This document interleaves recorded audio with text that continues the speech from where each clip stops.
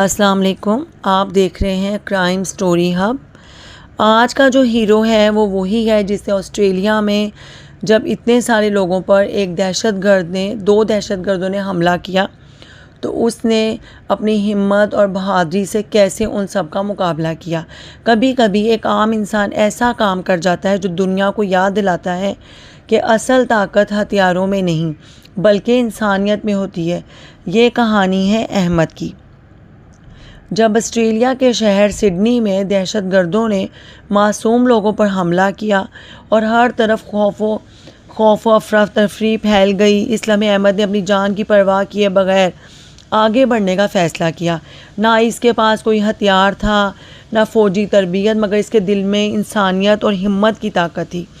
اس نے ایک مسلح حملہ آور سے بندوق چھین لی، گولیاں کھائیں، زخمی ہوا مگر پیچھے نہیں ہٹا۔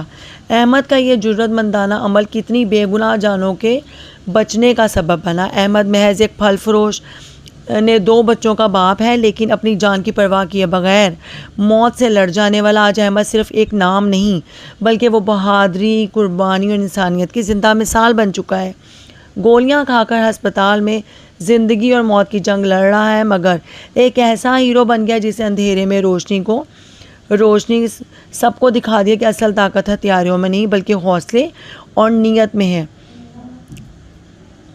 اگر آپ سمجھتے کہ انسانیت آج بھی زندہ ہے تو اس کہانی کو آگے پہنچائیں اور سچ کا ساتھ دیں۔ اور ایک اور چیز بھی یہ واقعہ ہمیں بتاتا ہے کہ جدید دنیا میں خطرہ کسی ایک ملک تک محدود نہیں رہا، سوال یہ ہے کہ ہم کتنا تیار ہیں۔